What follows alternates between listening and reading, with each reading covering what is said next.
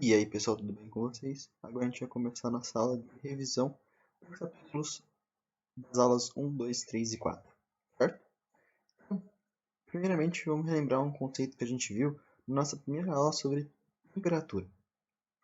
Temperatura nada mais é do que uma grandeza física associada ao estado de movimentação ou agitação das partículas que compõem o corpo. Se essas moléculas estão muito agitadas, ocorre uma maior temperatura. Se as moléculas estão pouco agitadas, a temperatura é mais baixa. Eu coloquei alguns exemplos de termômetros. Esse primeiro aqui é um medidor de temperatura, é um termoscópio, que foi o primeiro instrumento construído para medir a temperatura, mais ou menos por volta de 1597 por Galileu Galilei. Esse termômetro aqui, ele é um termômetro clínico, é o que geralmente a gente utiliza quando vai consultar um médico, etc. Ele indica valores entre 35 a 42 para medir a temperatura do corpo humano.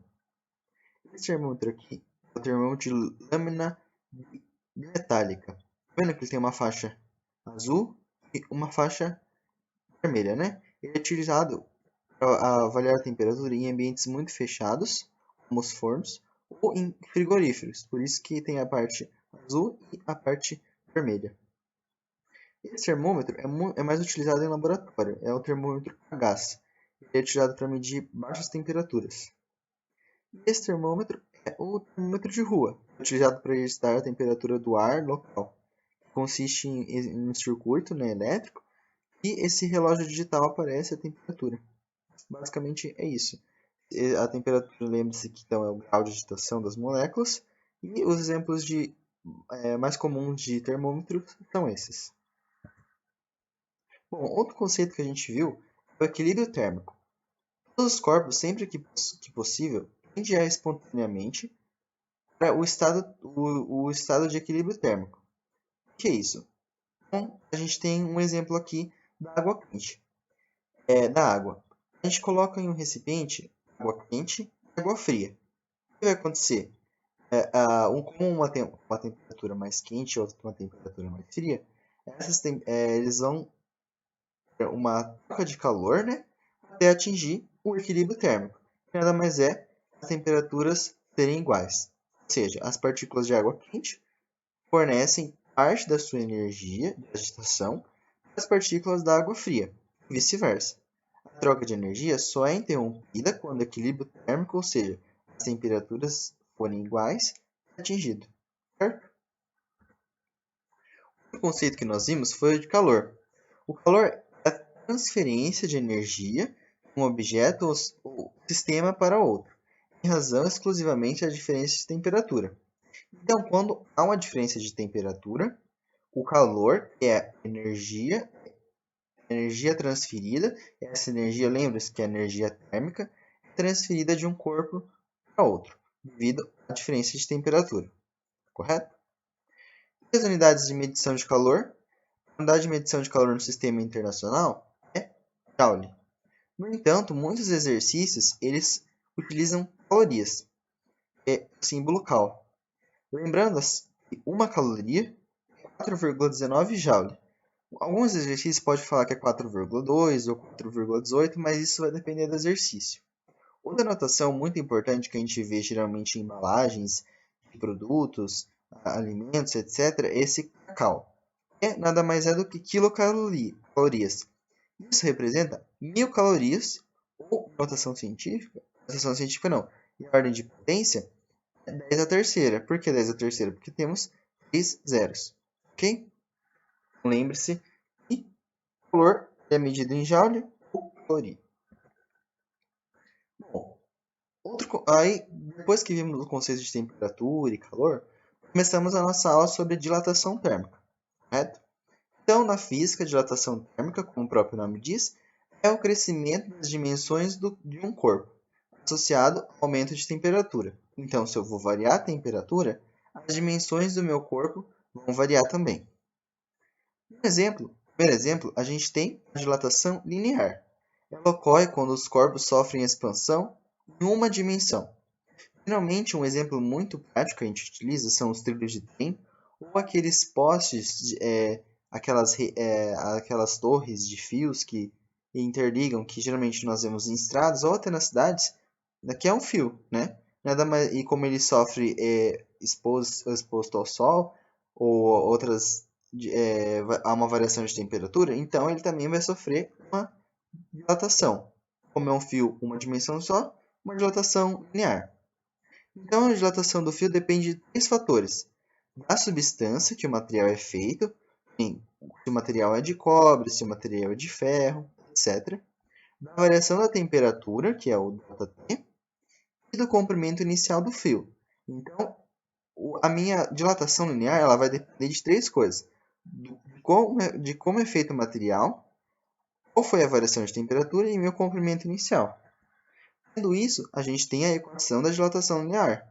Nada mais é que o ΔL, que é quanto variou, do L final menos meu L inicial, igual ao meu L0, que é meu comprimento inicial, vezes o meu alfa, que é o meu coeficiente de dilatação linear. Esse coeficiente de dilatação linear varia a cada substância ou objeto que é feito. Que nem, se esse cano for um cano de cobre ou um cano de ferro, ele vai ter um determinado coeficiente de dilatação. E esse coeficiente de dilatação é da ordem de grau Celsius menos 1. Eu coloquei aqui, é uma característica da substância. Ele vai depender da substância. Cada um tem a sua. Vai depender da variação de temperatura, que é a temperatura final menos a temperatura inicial. Então, lembre-se, a dilatação linear nada mais é do que quando eu vou dilatar um comprimento, um objeto ou uma substância em uma dimensão. Ou seja, vai variar o seu comprimento. O que vai importar vai ser o comprimento inicial, do que é feito o meu material e qual a variação de temperatura que esse meu objeto sofreu. Correto? Essa é a dilatação linear. Dessa dilatação linear, vamos ver a dilatação superficial. A dilatação superficial, o que ela se diferencia? Nós consideramos corpos bidimensionais, ou seja, com duas dimensões, no qual a terceira dimensão ela é geralmente desprezível frente às outras duas. Um exemplo é uma chapa. A gente vê aqui uma chapa ou uma moeda que a gente só considera duas dimensões, certo? Ela tem um comprimento e a altura da chapa aqui. Então, o que vai dilatar vai ser esse comprimento assim, aqui, ou a altura da moeda, que no caso é uma moeda, né? Então, vocês podem ver que aqui no suporte, quando a moeda ela está quente, ela não consegue atravessar. Por quê? Porque ela sofreu um aumento de temperatura, então a moeda dilatou. Ela ficou maior do que o espaço dessa argola e por isso ela não consegue atravessar. Já quando ela está fria ou ela é resfriada, ela vai sofrer compressão. Ou no seu estado natural, ela conseguir passar pela argola, certo? Vamos ver outro exemplo. Nessa figura aqui, a gente vê uma chapa retangular. Ao ser aquecida, teve toda a sua superfície aumentada, passando de uma área inicial SI para uma área final SF.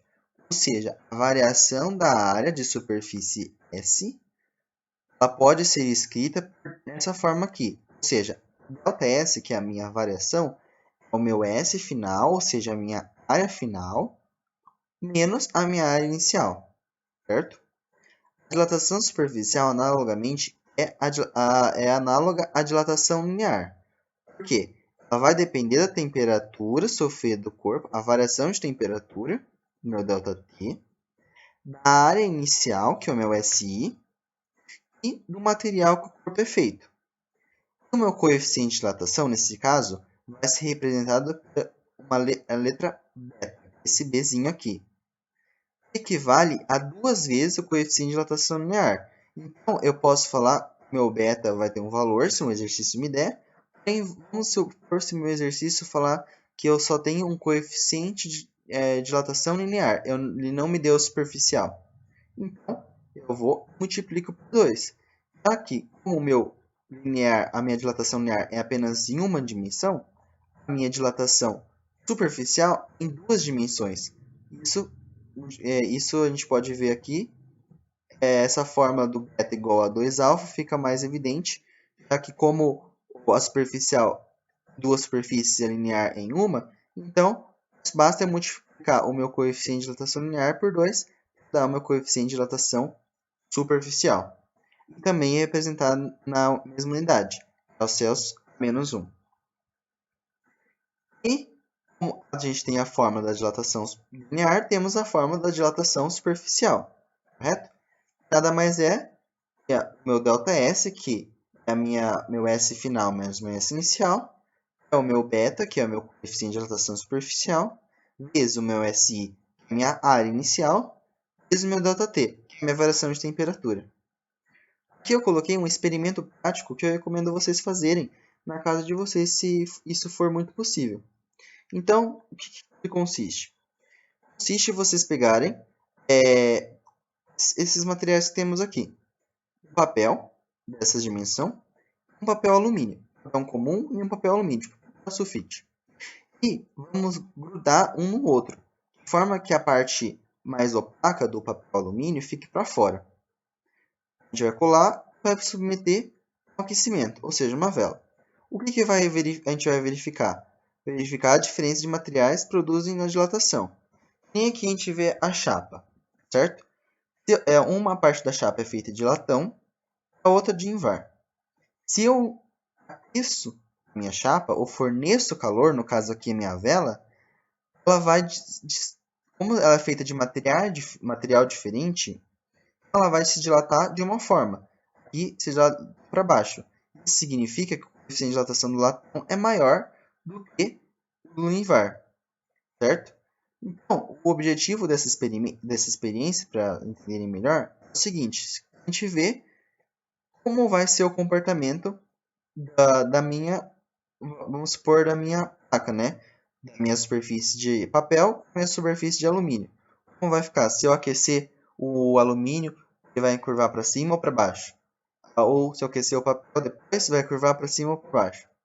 Assim, a gente pode ver mais o efeito da dilatação superficial. Se eu aquecer ele curvar para baixo, isso significa que o que está em cima ele vai ter um coeficiente de dilatação maior. E se eu aquecer ele dobrar para cima, significa que o de baixo tem um coeficiente de dilatação maior. Certo? Então, vamos ver agora a dilatação volumétrica. A grande maioria dos corpos, a dilatação volumétrica é a mais comum, já que a gente vê objetos basicamente em 3 dimensões, né? Considerando a altura, comprimento e espessura. Quando aquecido um sólido, sofre a expansão de cada uma dessas dimensões, resultando em um aumento do volume total do corpo, correto? A equação de dilatação volumétrica, ela nada mais depende da variação da dimensão, ou seja, do meu volume, a variação do meu volume inicial para o meu volume final, da dimensão inicial do meu VI, e da variação de temperatura, e também o material que o meu corpo é feito, adicionando-se um coeficiente que depende do material, certo? No qual o sólido é formado, garantindo a minha equação de dilatação volumétrica. Então, vamos dar uma espiada de como ela é. Então, minha equação de dilatação volumétrica é representada dessa forma, onde ΔV é minha variação do volume final menos inicial, o meu VI é meu volume inicial, o meu ΔT é a variação de temperatura final menos inicial, e o meu gama é meu coeficiente de dilatação volumétrica. A gente vê nessas figuras, tá vendo? L0, L0, L0, como se fosse cada região ou cada dimensão sofrer uma dilatação linear. A gente pode pensar desse jeito. Então, como o meu L0 vai sofrer uma variação de temperatura, vai dar o meu L final. O meu L final nada mais é que o meu L inicial, mais a minha variação de temperatura. Minha variação de comprimento. Isso em cada dimensão. Por isso eu posso relacionar meu gama com meu alfa.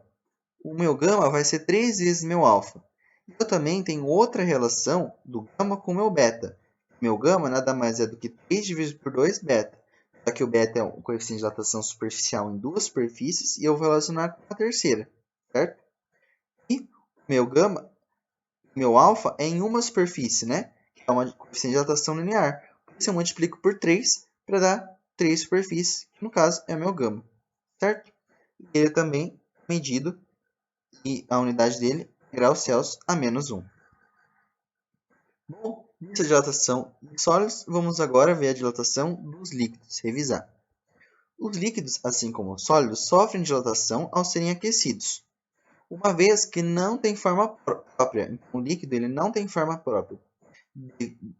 Fato este devido à gravidade. Eles não têm a forma própria devido à gravidade e adquirem a forma do recipiente. Ao se ver o conjunto recipiente mais líquido, quando a gente aquece esse conjunto recipiente mais o líquido, a gente tem a sensação de que apenas o líquido teve seu volume aumentado, certo?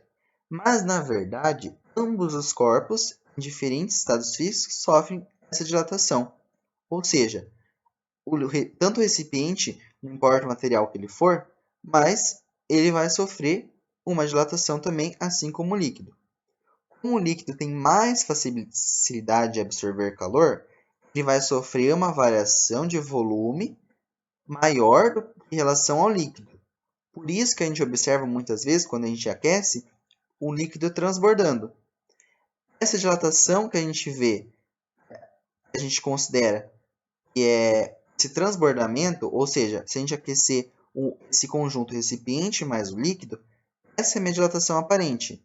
Nada mais é do que, no próximo slide, a gente vai conseguir ver que nada mais é do que essa falsa sensação que a gente tem que apenas o líquido que se dilatou. Mas não, essa aparente nada mais é do que o recipiente mais o líquido. Nem aqui, a gente vê nessa figura, a dilatação aparente é esse restinho de líquido que ficou mais no meu recipiente, certo? Então, os líquidos eles vão se dilatar obedecendo as mesmas leis do que a dilatação volumétrica, certo? A gente vai estar no recipiente em 3 dimensões. Então, a gente vai utilizar essa fórmula. ΔV igual a 1 gama, que é um coeficiente de dilatação vai ser ou do recipiente ou do líquido, meu volume inicial e meu ΔT. Então, o que é minha dilatação aparente? A minha dilatação aparente é observando a dilatação dos líquidos. Devemos colocar em um frasco e aquecer o conjunto, certo? Então, quando a gente vai aquecer esse conjunto, o líquido mais o frasco, ambos vão se dilatar. Como a capacidade do frasco aumenta, a dilatação que observamos para o líquido será apenas a aparente. Então, o frasco e o líquido vão se dilatar. Porém, o líquido, como ele tem uma capacidade maior de adquirir, como está aqui no slide anterior, ele tem uma capacidade de absorver calor mais fácil do que o sólido, então ele vai ter um excesso, ou seja, esse transbordamento, que nada mais é do que corresponde à dilatação aparente. E a dilatação real vai ser então a soma da minha dilatação do aparente mais a dilatação do líquido. Vamos ver essa imagem aqui, acho que vai ficar definitivamente para a gente entender. Então, vamos lá. Para saber a dilatação real, que é o ΔV líquido, precisamos adicionar a dilatação do recipiente e dilatação aparente.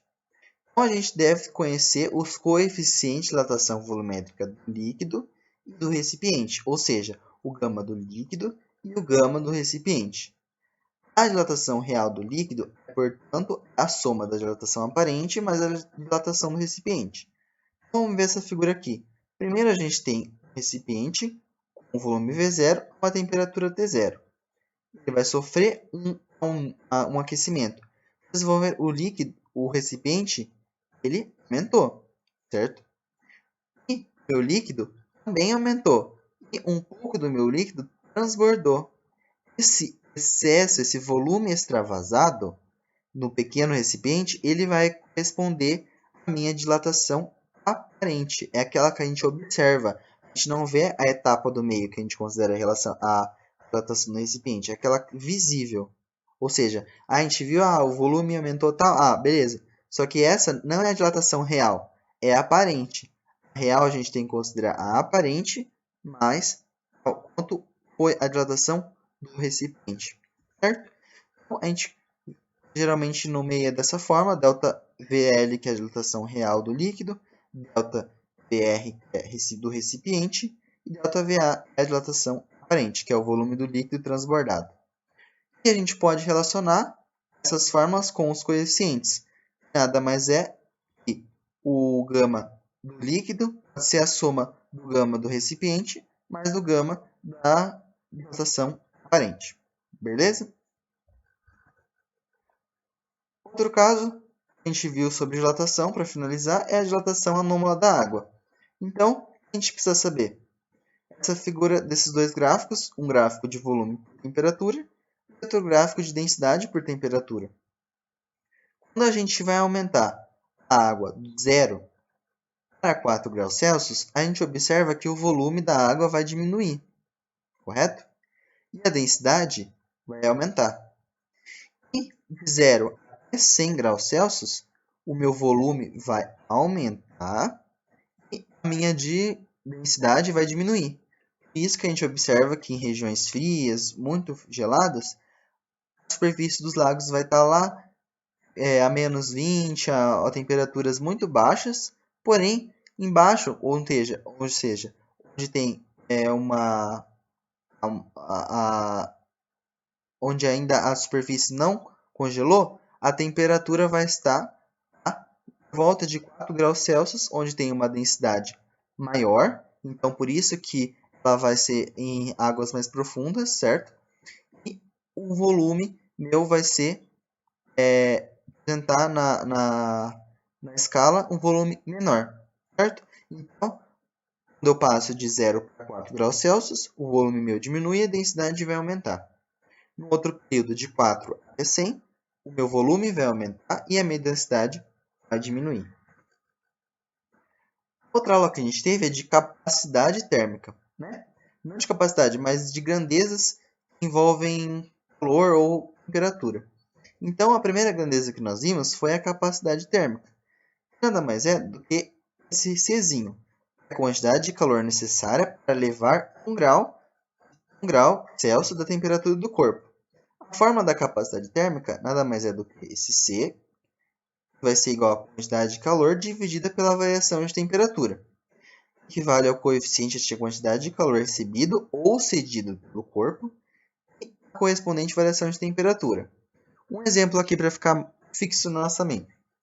Se eu tenho um corpo, inicialmente ele estava a 26 graus Celsius e ele foi elevado de temperatura a 46, ele sofreu uma variação de temperatura de 20, correto? E ele me deu a quantidade de calor do corpo, que é 40 calorias, então a gente aplica para achar a capacidade, 40 dividido por 20, logo a minha capacidade térmica vai resultar em 2 calorias por grau Celsius. E o que isso significa? Significa que para variar a temperatura do corpo em 1 grau Celsius, vou precisar fornecer para esse corpo 2 calorias. Outra grandeza que vimos foi o calor específico, a quantidade de calor necessária para elevar 1 grau Celsius a temperatura de uma unidade de massa do corpo. Então, o calor específico é representado por esse Czinho.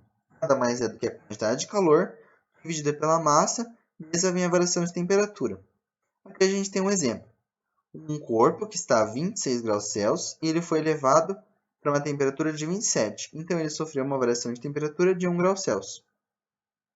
E a quantidade de Czinho nosso é de 0,5 calorias. Se a gente considerar um corpo de 1 grama, a gente substitui aqui na equação. Então, 0,5 dividido por 1 vezes 1 é 1. Logo, a gente vai ter um calor específico de 0,5 caloria grama grau Celsius. O que esse resultado indica? Indica que para variar a temperatura de 1 grama desse material, com esse corpo, em 1 grau Celsius, a gente precisa fornecer a ele 0,5 calorias. Então, ou seja, para um corpo de 1 grama, nesse caso, a gente, para variar 1 grau Celsius desse corpo, a gente vai precisar fornecer para ele 0,5 calorias. Certo? Então, a gente relaciona as equações para formar a equação fundamental da calorimetria. E a gente tem a equação do calor específico, que é essa, juntando com a capacidade térmica, ou rearranjando, a gente tem esse Qzinho. O que é esse Qzinho? Nada mais é do que a quantidade de calor sensível, que é o nosso QS.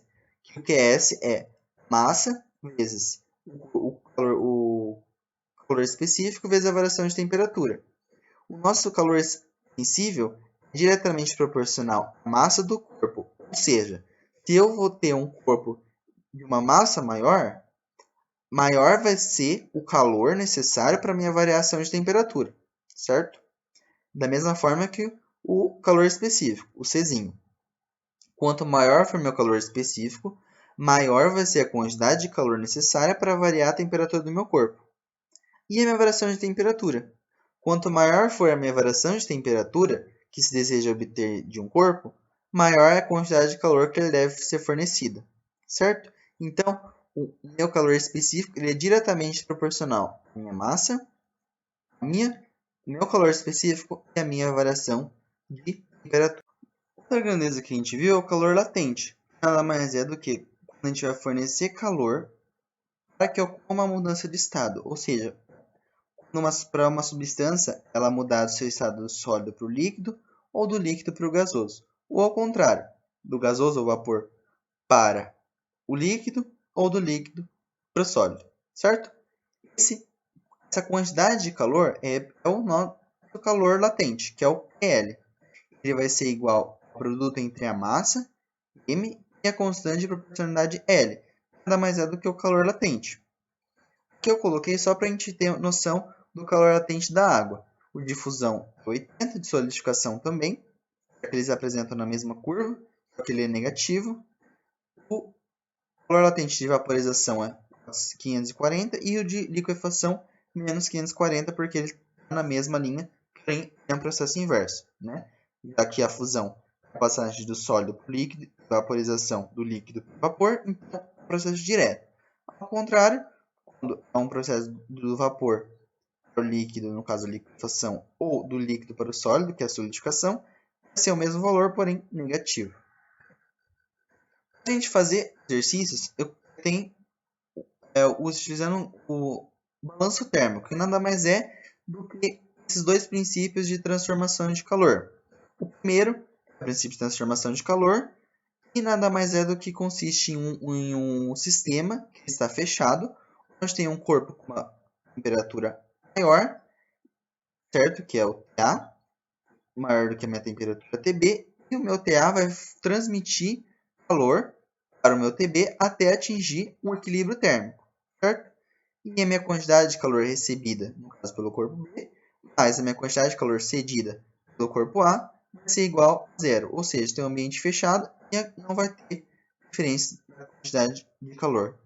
A minha quantidade de calor recebida ela vai ser sempre maior que zero. E a minha cedida menor do que zero.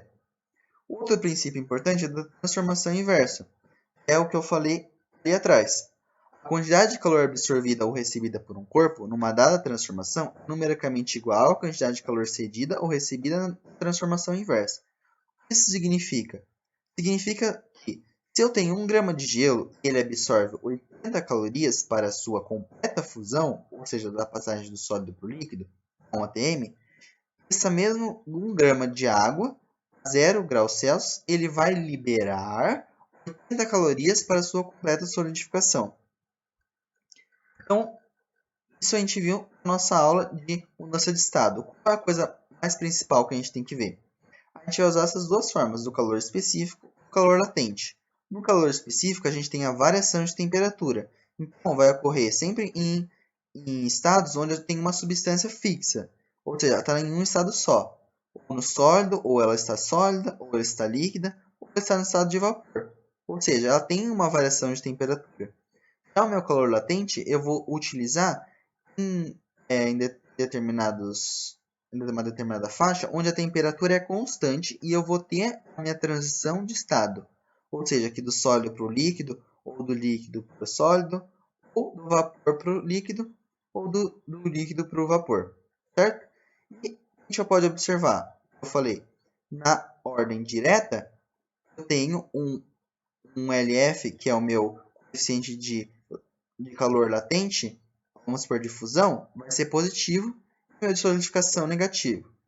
Aqui o meu de vaporização vai ser positivo e o meu de liquefação vai ser negativo. Eles vão ser o mesmo valor do módulo, já que eles estão na mesma linha, em linha reta. Certo? Então, basicamente é isso. Essa foi nossa aula de revisão. Espero que tenham gostado. E qualquer dúvida ou sugestão ou permaneça, sugiro que vocês assistem a aula onde trata do assunto específico. E assim a gente pode concluir nossa aula de revisão. Beleza? Valeu, galera. Até a próxima.